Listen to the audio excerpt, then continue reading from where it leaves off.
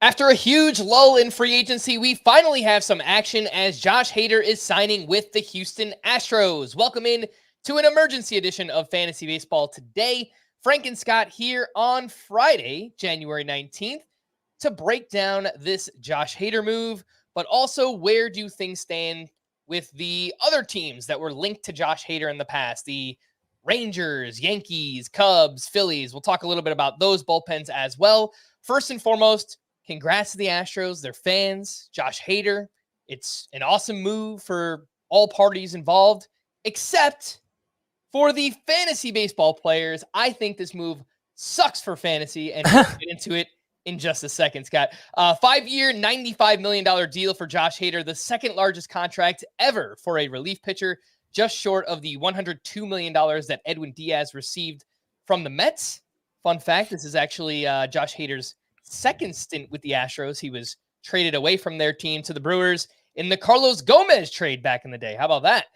Anyway, the Astros now have one of, if not the best bullpen in all of baseball, Scott. Brian Abreu, Ryan Presley, Josh Hader, 7th, 8th, 9th. Hader's ADP is 48 in early ADP as the third closer off the board behind Devin Williams and Edwin Diaz. I would assume this move doesn't change much for Josh Hader's value. What do you think? No, I mean, I think that's a clear top tier at relief pitcher. Those three closers, just what they deliver strikeout wise sets them apart. Not to mention track record, because it's a volatile role, obviously, and these guys have held it down for a while now. I do prefer Hader to Edwin Diaz, just given that Diaz is coming off an injury that cost him an entire season. But that was true even before Hader signed with the Astros, and I don't know. Maybe now that he does have a team, we'll see it reflected in ADP. Ultimately, it doesn't matter that much. It's a top tier, those three, and I would be if I am somebody who's going to invest heavily in closer, which I'm not, I would be pretty much equally satisfied with any of those three. Yeah, it was a huge bounce back season for Josh Hader last year with the Padres. A 1.28 ERA, 1.10 WHIP. That comes one season after a 5.22 ERA and a 1.28 WHIP back in 2022. For whatever this is worth, over the past 3 years, the Padres actually had more save opportunities than the Houston Astros. 205 for the Padres, 191 for the Astros. The Astros are a really good team. The problem is sometimes they just blow everybody out, and it kind of limits some of their save opportunities. But if we're talking about ratio strikeouts and, 30 to 35 saves, obviously Josh Hader is in that mix. I agree. He's in that top tier. Why did I say that I hate this move for fantasy? What is so awful about it? Well, Scott, we lost ourselves another top tier closer. We were talking beforehand. I called Ryan Presley elite. Maybe he's not elite, but he is a very viable closer. He was ranked and being drafted as a top 12 closer in fantasy, and he's gone. He has next to no value unless you play in saves plus holds leagues, but in standard leagues, 5x5 roto with saves or head-to-head points leagues where you start two relief pitchers, Ryan Presley has nothing. I moved him outside of my top 350 players in fantasy because there's nothing there. So I would have much rather Josh Hader gone to the Rangers or the Yankees or the Phillies, where there aren't other great options. Some of those are okay. Or, in the Phillies case, it's kind of up in the air right now. But I just hate the fact that we lost another top tier closer in Ryan Presley. Yeah, I get that. You had to figure no matter where Hader signed, he would displace whoever was installed there. And we're at, I don't feel like we've talked about this enough yet. We've arrived at a remarkably stable place as far as the closer scene goes. Almost every team has a clear front runner for saves currently, and that front runner is on merit. It's like he's actually good enough to be a closer. It's not like he was just forced into the role because the team had nobody else. There are a handful of teams for whom that's not the case. The Athletics immediately comes to mind. White Sox, Rockies, Royals. For each of them, I could still name who's probably a front runner for saves. And this is a much better situation at relief pitcher than we found ourselves in recent years. I mean, at this time a year ago, I feel like there may have been only a dozen closer candidates who, or saves candidates who we felt good about. And now there's twice that many. So yeah, losing Ryan Presley, that makes one fewer. But unless it's a keeper scenario or a scenario where you drafted way early for some crazy reason, we're not going to miss Presley that much just because there are so many other closers out there. I mean, you call Presley a top tier closer. Okay, since I just said Devin Williams, Josh Hader, and Edwin Diaz are their own tier, let's call Presley a second tier closer. My tiers officially are up on the site right now, so be sure to check that out. That second tier, that near elite tier that Presley was a part of, there are still 8 pitchers in it, even without him, 8 relievers in it. So I don't think we'll feel the loss of him that much. We had to lose somebody. Even if Hader had gone to the Rangers, we'd lose Jose Leclerc. The Yankees, we'd lose Clay Holmes. The Phillies, I think Jose Alvarado is a strong closer candidate there. And I understand those guys aren't as established as Ryan Presley. They're a couple tiers lower than he was, but they are clear front runners for saves. They are pitchers who are going to be drafted in all roto leagues. So we were going to lose somebody no matter where Hader went. Presley was one of the better ones we could have lost, but we'll get over it. See, that's why we need you here, Scott, because you are much more emotionally grounded than I am. You see, you talked a little bit more sense into me. I feel a little bit better about it. You're like, look, Clay Holmes and Adbert Alzolay, they could be all right. There are still some other free agent relievers out there. I guess we could see what happens with those names. But let's take a quick break. When we return, we'll talk about the rest of the top free agent relievers and what we think is going to happen with the rest of those bullpens, even though you mostly talked about it already, Scott. We'll do that right after this. Another chapter in one of the NFL's most epic rivalries.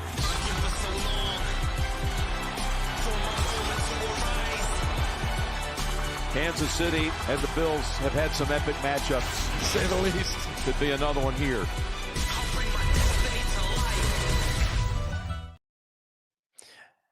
Welcome back in. Josh Hader to the Astros. Huge deal. 5-year, $95 million deal. Scott, it sounded like you wanted to say something. I did. I wanted to jump in real quick before we moved on from the Astros to address an issue where if you go online right now, you'll see a lot of chatter about, it doesn't really matter who's working the ninth inning.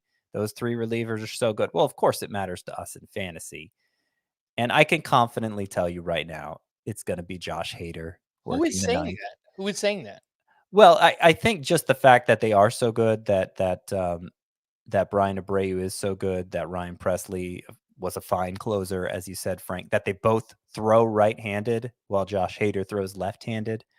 I think they're a bunch of analyst types are saying that. Not necessarily fantasy analysts, but just baseball minds in general are kind of speculating the different ways the Astros can go with the back end of their bullpen. I don't think it's going to be an issue as far as we're concerned. I think it is possible, because Hader does throw left-handed, that there may be times when he enters prior to the 9th inning and then maybe doesn't stay in all the way through the 9th inning, which might allow Brian Abreu and Ryan Presley to grab a few saves here and there. But I don't think it's going to be frequent enough that it should really impact the rankings in a meaningful way. I'm just saying, go ahead and put that worry out of your mind. It sounds like it didn't even cross your mind, Frank. No, it did not cross my mind one bit. I'm looking at the Astros bullpen now. The only other lefty they have in there is a gentleman named Bennett Sousa, and I don't know anything about him at all. So I guess we'll see how he performs. If you want to look at it from that perspective, that, all right, he's really the only high leverage lefty in the bullpen. All right, but I still think we're kind of grasping at straws here. And not us. When I say, we, it's whatever, the collective baseball industry. I don't know. It seems like people are kind of reaching here. I don't think you give a reliever 5 years, $95 million unless he's going to be your closer. Worth mentioning, okay, they do have a new manager now in Joe Espada, but he's someone who has worked under great managers in the past, Dusty Baker, AJ Hinch, and those guys typically always had just one main closer. So I would imagine that's going to be the move here as well. And like I was saying before the break, the trend seems to be, and it's a very abrupt shift, but the trend seems to be more toward having a true closer again. I don't know if managers got burned out trying to play the leverage game, but yeah, things seem remarkably stable within the closer ranks right now, and that's because managers have kind of last year, even ones like Kevin Cash and Rocco Baldelli, who were pretty flaky in years prior. It seems like everyone altogether at once decided that our best reliever, yeah, we pretty much want to reserve him for the ninth inning still. Could be famous last words there, Scotty, but I hope you're right, and I hope that remains the case. It was in 2023. I hope that is the case for closers and the relief pitcher market here in 2024. Speaking of the market, the other names that are available in free agency right now, Robert Stevenson, when he got shipped over to the Tampa Bay Rays last year, completely changed his pitch mix, started throwing a cutter, and was amazing. He had something like a 24% swinging strike rate with Tampa Bay last year. He remains a free agent. He's been linked to some teams. He's been thrown out there with the Yankees. If he went to the Yankees, I don't know if he would close, but obviously he's a talented guy, and I think, we are going to be interested to find out where Robert Stevenson lands ultimately. Aroldis Chapman obviously has the name value, the history of being a closer, but, kind of fizzled out with Texas. Is a team going to sign him to be the closer? Probably not. Hector Neris has been linked to both the Rangers and the Yankees. This is an interesting one, Scott, because he does have closing experience. He's coming off an amazing season with the Astros last year. I think there is a chance that if Neris went to either the Yankees or the Rangers, he could get a shot at closing there. There's a chance. I don't think he would sign with either of those teams to be the closers. I think his arrival would just muddy the waters where even though there appears to be a clear front runner now, Clay Holmes for the Yankees, Jose Leclerc for the Rangers, they don't have a tight grip on that role. They've had their struggles in the past. They've lost that role at times in the past. I mean, Jose Leclerc didn't really pick it up until the postseason, though obviously a few years ago we saw him closing for the Rangers. So I do think it would muddy the waters if Hector Neris ended up there, but I don't think there's any reliever, whether it's Stevenson or Neris or Chapman, who is going to sign to be a closer. At least not like a surefire declared closer going into the season, because presumably those guys are going to contenders, and I feel like the contenders all have a reliever an incumbent closer who's at least good enough to get the first crack at the role heading into 2024. Like I said earlier, the Royals with Will Smith, the White Sox with Gregory Santos, the Rockies with Justin Lawrence, even like the Angels and the Tigers with Carlos Estevez and Alex Lang, respectively. The A's with who knows who the favorite to close is there. Those teams could use a clear upgrade at closer. I mean, even the Padres have got Yuki Matsui penciled in as their closer right now, but they don't have an obvious front runner either. But I'm not sure anyone out there would. Okay, so most of those teams I listed are non-contenders, right? Which is why I don't think the big relievers are going to sign with them and step into the closer role. On the contending teams, maybe you could consider the Padres that. I don't know. That's about it. And like I said, between Robert Suarez and Yuki Matsui, you could make a pretty good case that the Padres already have their guy. Yeah. Themselves. Yeah, and they made multiple moves this offseason, right? They signed Yuki Matsui. They also signed Woo Suk Go from the KBO, where he was one of the top closers in Korea as well. So, they've already made their moves. I don't see the Padres doing anything else. Let's quickly run through some of those teams, Scott, and just, I guess, give out the favorite there. The Yankees, very clearly, it's Clay Holmes for now, right? Yeah, though he kept losing the job last year, so that's why you could foresee a scenario where they bring in somebody who messes things up a little bit. Yeah, and behind Clay Holmes right now, they have a returning Scott Efros from Tommy John surgery.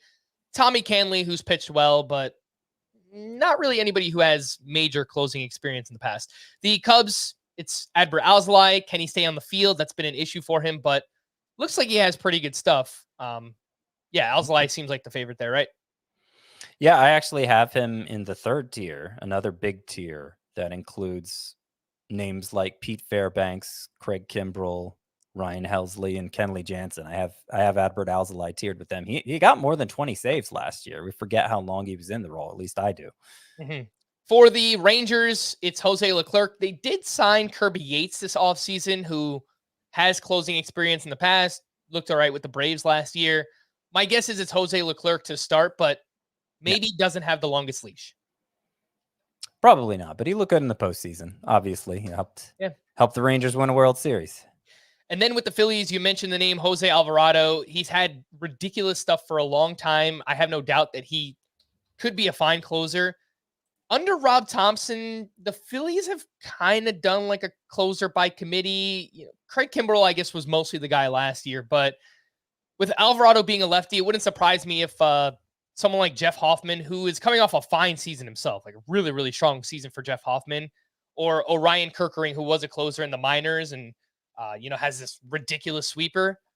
Maybe those guys could mix into that closer mix as well.